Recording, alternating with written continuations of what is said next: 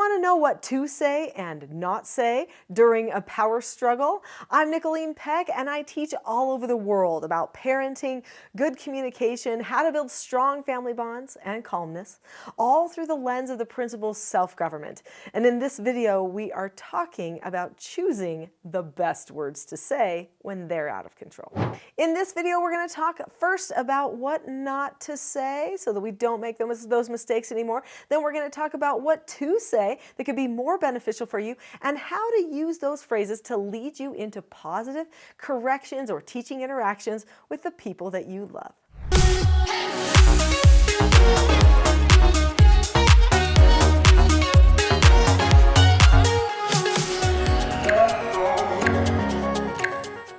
So first, let's talk about what not to say. And by the way, I am coming at this with personal experience, not because I have said what not to say lots of times. I mean, a few times I have, right? I'll never forget the moment when I said to my daughter, "You are having an attitude problem." And then she looks at me, the lady who teaches people not to have attitude problems, and she says, "So are you." And I was like, you're right. So clearly, just saying you have an attitude can give me an attitude. That was not a good thing to say. But I also was raised by parents who maybe didn't have the exact skills that I teach people about self-government. And so sometimes would say some things that did not rub me right. And I was a strong-willed child, which means if they were going to say a few of those things at me, that was going to trigger me to be even more oppositional. What were some of those things that they would say to me? Things like, "Because I said so," or "I'm the boss, that's why." Don't pull rank on your children.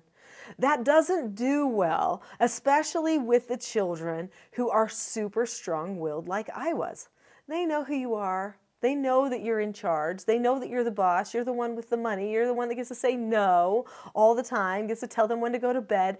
They know. They may not like it, but they know. So you don't need to flaunt it like that and drop down a hammer in that way. There are other ways to own your role, to live with confidence and not have to share who you are with them in the moment when they are having a tantrum. In fact, it's oftentimes counterproductive to do so. So when you just confidently be the role that you are, they cannot deny that you are that role. But when you start telling them who you are, it sounds like an argument, and quite frankly, it seems a little insecure. Here are a few things that you'll want to steer clear of. Don't say stuff like, "That's it. I've had it. You always do stuff like this." Those are things that just get you being emotional and start putting your emotions in the forefront. You correcting them should have nothing to do with your emotional state. If you're the parent, if you're the teacher, if that's your role, then what you should be doing is you should be guiding them to what they need to do that would teach them the skills for solving their problems effectively. This book here, written by Nicholeen Peck, is called Roles: The Secret to Family, Business, and Social Success.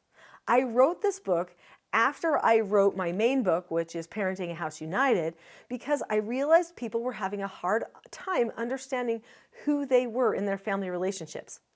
Pop culture and our social climate of anger and emotional outbursts have made it so that people wonder if they can say something, if they should say something, who gets to correct, who gets to make all the choices. And parents have been giving up their role and authority to the media, to pop culture, to schools, to other people around the neighborhood without even knowing it. So when you maintain your parental authority, you can say with confidence, "Here's the skill you need to know. I'm going to help you learn it right now because you seem to be having a hard time with it." So this brings me to what we should say to our children. So we're not going to pull rank. We're not going to say, "That's it," and get emotional. We're not going to yell, "You're grounded," and just dropping down the hammer of the negative consequences. We're not going to start labeling them like saying, "You have such an attitude," or "You're so disrespectful." Those things do not work. So what does work? What helps them get back on track, get back to calmness? Well, first off, you need to know that if this thing that I'm going to tell you is going to work, you need to pre-teach it ahead of time. In fact, you should always think in terms of pre-teaching your children. Don't wait for a problem to occur before you actually address the problem.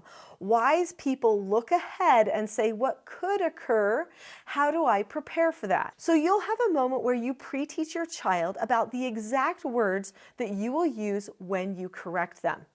This means that you will share with them the steps and give them the opportunity to practice the parent side of the correction, which means you'll play the child and they'll play the adult. You'll role play multiple times so that they understand when you say those words, you're not taking anything personally, you're not being emotional, you're following a plan, and you're giving them all the choice. That's a lot of things. They will get that if you teach them the plan and then you consistently follow the plan. So what's the plan? The plan is to use the 7 steps for an effective correction. In my book and my course on the Teaching Self-Government website, I teach how to do a proper correction, the type where you can feel closer to your child during and after the correction than you even did before. When you do a proper correction, you start with a descriptive statement. I usually use the term just now. So I say, right now, or just now, I gave you a no answer about going outside to play. And you started to get upset, you started to yell things back, you were stomping on the ground. We actually call that a tantrum.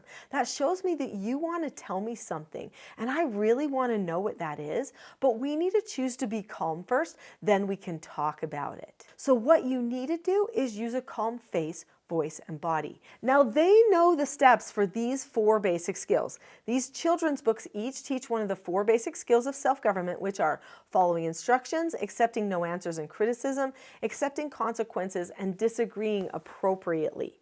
And they know that in the skill sets for all of these 4 basic skills, that one of the most important steps is to have a calm face, voice, and body. When a person is having a tantrum, they are not having a calm face, voice, and body. So we need to point them back to doing that in a correction.